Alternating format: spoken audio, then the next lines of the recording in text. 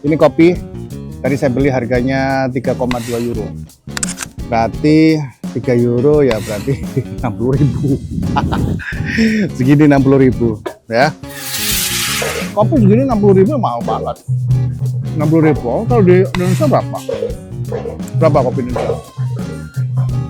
Mungkin 25.000, separuhnya lah. Kenapa kok mahal? Ya, banyak faktor. Ini masalah supply dan demand, pelajaran ekonomi.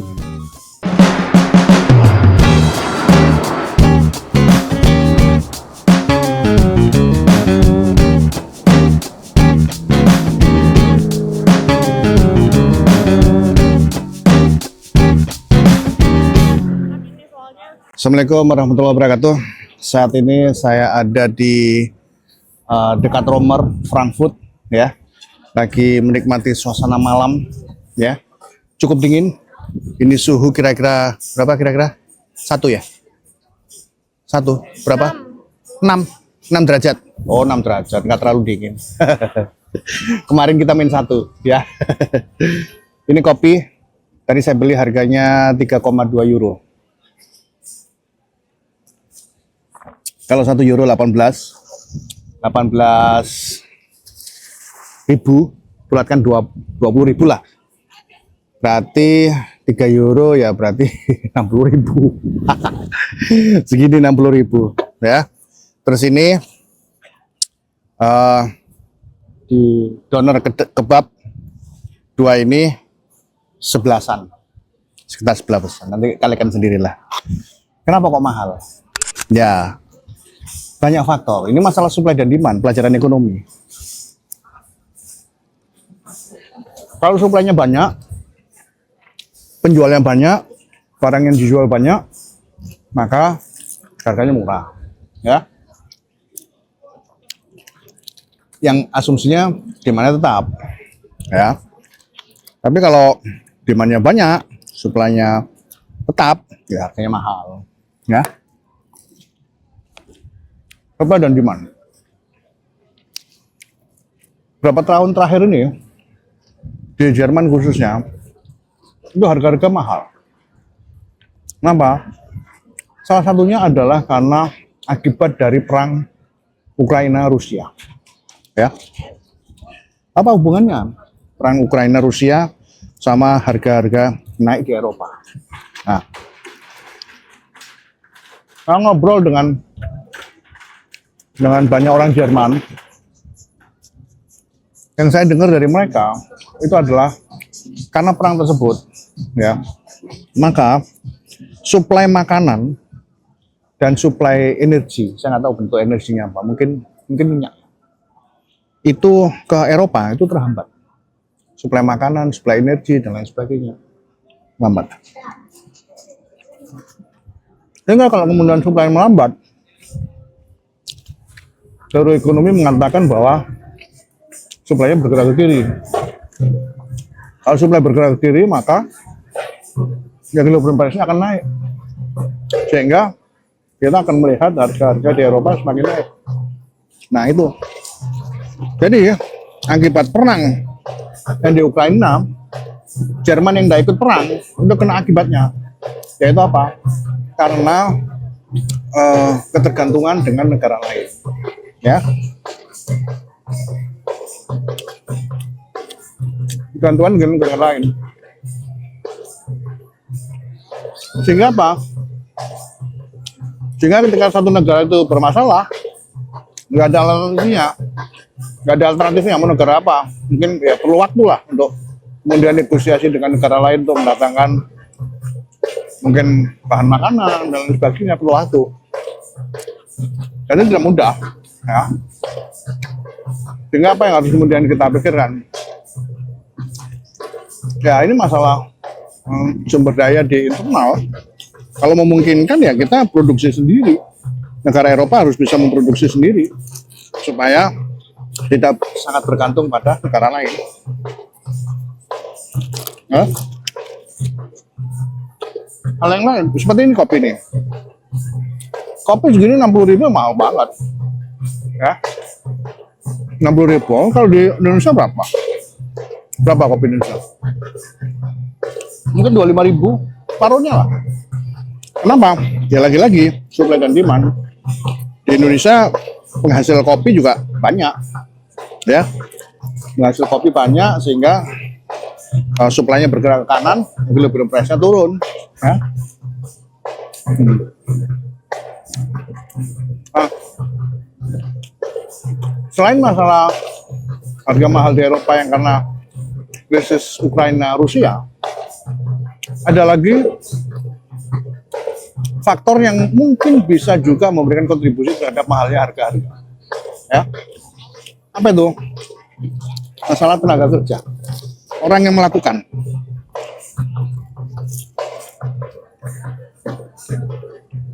Orang Eropa rata-rata itu berdasarkan ngobrol-ngobrol ya, yang banyak itu orang-orang tua, anak-anak muda ya ada, tapi jumlahnya nggak sebanyak orang tua. Sehingga kalau kemudian jumlah pemudanya itu tidak banyak pada mereka usia produktif, maka kekurangan tenaga kerja. Karena orang tua-tua kan udah pensiun, ya. Sehingga kalau kemudian anak mudanya itu tidak mau bekerja, lalu banyak yang kosong. Job opportunity, lowongan-lowongan kosong itu terus diisi sama siapa?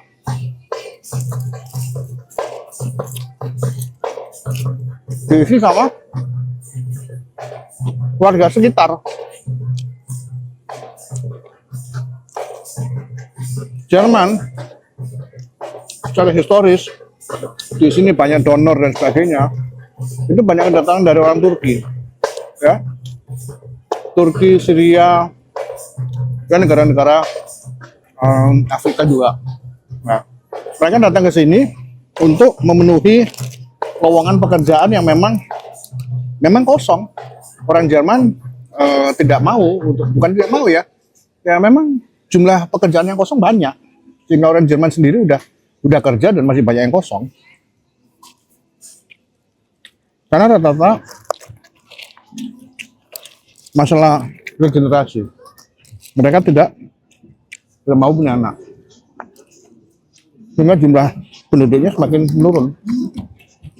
Sehingga yang banyak itu adalah orang-orang dari negara sekitar yang notabene adalah Muslim. Ya Turki, ya mungkin Aljazair, Maroko, ya, Pakistan, dan sebagainya. Ya. Nah, notabene mereka Muslim dan mereka ada banyak anak, sehingga kemudian mereka datang ke sini berbisnis, ya, seperti yang saya makan ini, ya, gitu.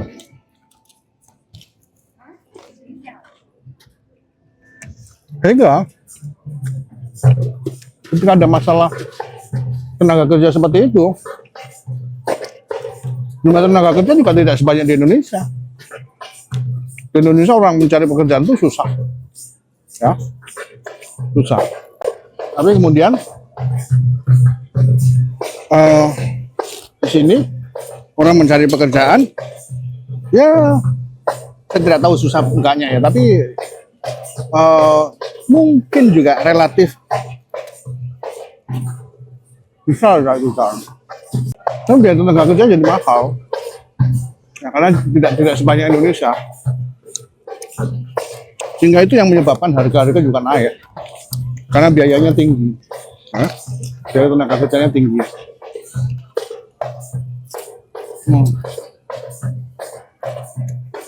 Sehingga apa yang kemudian bisa kita pelajari dari pelajaran ini?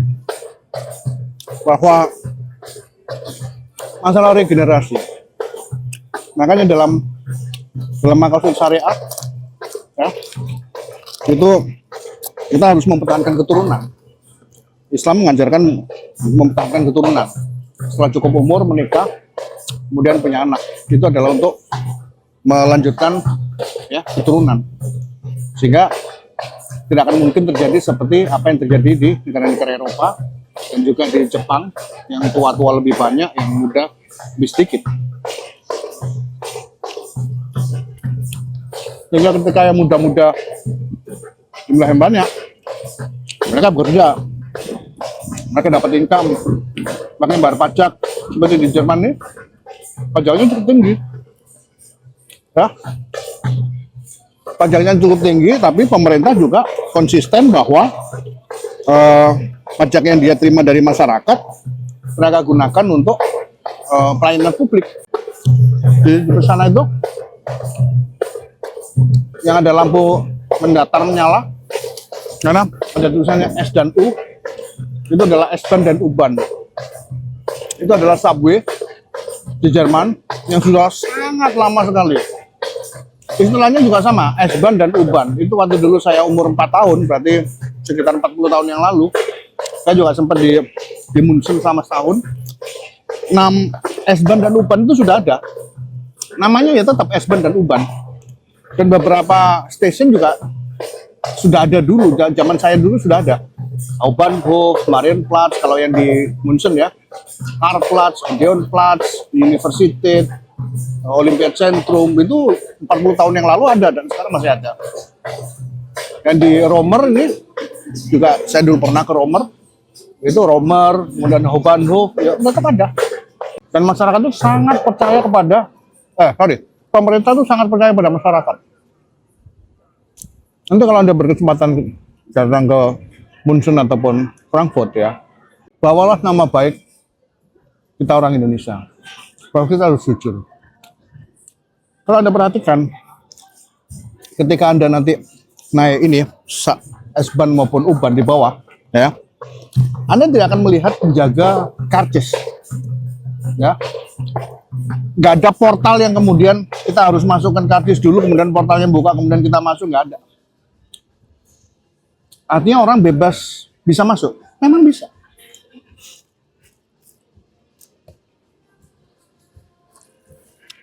Tiketnya itu ada, ya.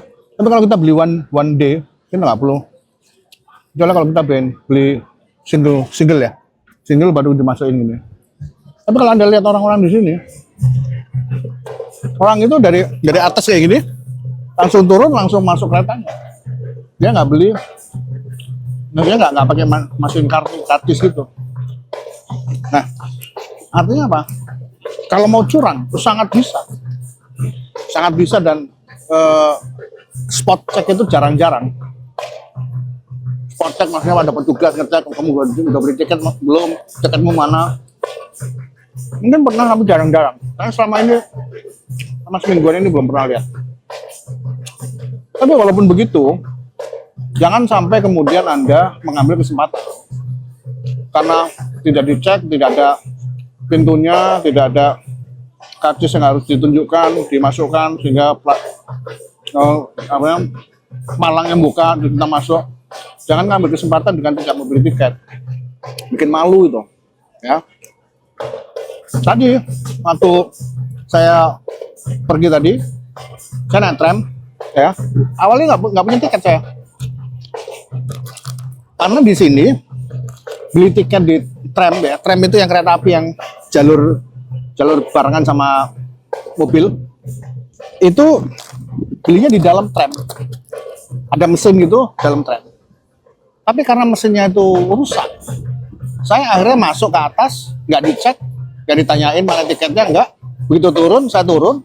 Tapi terus karena saya ada perjalanan lagi, saya beli tiket the whole day, satu tiket. Harganya berapa tadi? 9 ya? 9,7 waktu itu di Munchen. 9,7 the whole day, itu naik bis, naik S-Bahn, naik U-Bahn, naik tram, zona yang sama, itu setiap hari, bukan setiap hari, the whole day itu bisa kita pakai. Jadi nggak masalah, jadi saya naik tram, terus kemudian walaupun belum ada tiket, saya mau beli itu, tapi tiketnya rusak ya tadi ya, vending mesinnya rusak ya. Oh nggak sempet, sorry. Ada orang lagi mau beli, terus kita mau beli, kita udah waktunya turun, jadi kita turun dulu. Akhirnya kita beli di terminal yang lain, ya. Jadi sama saja, gitu. Yang penting kita jangan mengambil kesempatan. Wah, mumpung nggak dicek, kita nggak usah beli ya, jangan. Kita lihat orang Jerman yang selama ini saya lihat mereka jujur-jujur, mereka dengan sendirinya beli dan sebagainya gitu, ya. Ini harus kita pelajari. Nggak ada petugas yang ngecek mana tiketmu dan sebagainya. Nah itu ya.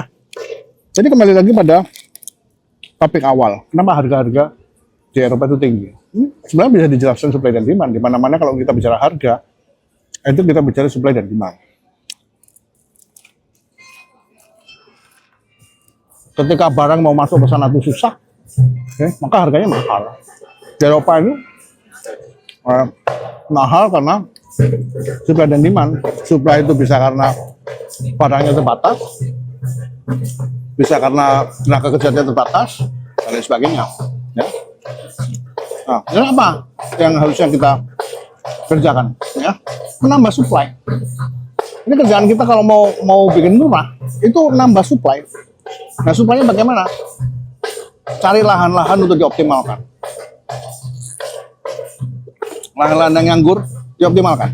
Ya, makanya saya kadang-kadang ya, saya sedih. Banyak tanah wakaf nganggur itu saya sedih. Kenapa? Tanah wakaf nganggur itu karena memang nazirnya tidak cukup ilmu untuk bisa tahu bagusnya tanah ini diapakan. Gara-gara tidak cukup ilmu, maka orang lain yang dirugikan.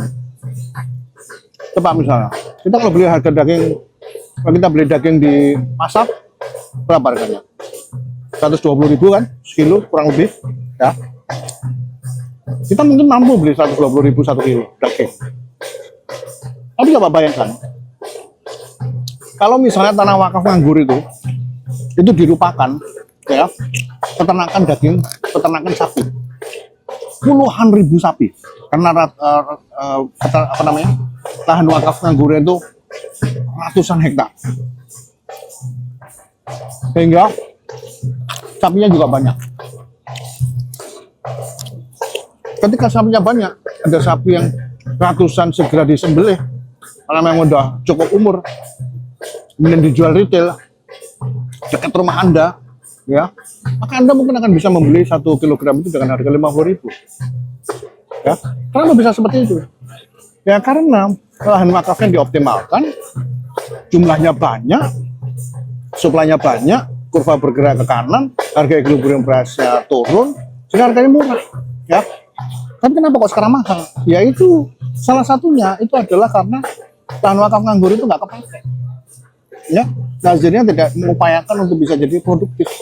Nah itu sebetulnya. Padahal Allah itu sudah ngasih lahan itu luar biasa. Kita yang tidak bersyukur. Harusnya kalau kita bersyukur itu kita berusaha untuk belajar bagaimana lahan itu bisa optimal, sehingga kita bisa lahan yang nganggur itu kita bisa rupakan peternakan sapi, peternakan ayam, peternakan domba, peternakan lele dan semuanya. Ya semua basic need, daging, lauk, ya itu supaya banyak. Dan ini kan itu adalah protein. Protein itu sangat penting bagi kita untuk mikir, ya. Orang yang banyak makan daging, ya, itu kekuatan pikirannya luar biasa. Ya. Nah itu, ya, itu yang harus kita banyak pelajari, ya. Nah, makanan saya udah hampir habis nih, ya. Udah dingin, ini suhunya udah 6 derajat, ya. Tadi panas, sekarang makanan udah dingin. Ya. Apa pelajaran yang bisa kita ambil? Pelajaran yang bisa kita ambil adalah dari sisi supply, kita harus banyak-banyak memberikan supply pada orang lain. Apa yang kita bisa? Dosen pengajar, beri ilmu pada orang lain. Tanah-tanah wakaf nganggur, diproduktifkan. Teman-teman yang punya ahli apa, mari kita sharing sama orang-orang lain. Ya, nah gitu. Ya, supaya bisa optimal harga-harga. Itu saja laporan dari saya dari Frankfurt, Jerman. Terima kasih. Assalamualaikum warahmatullahi wabarakatuh.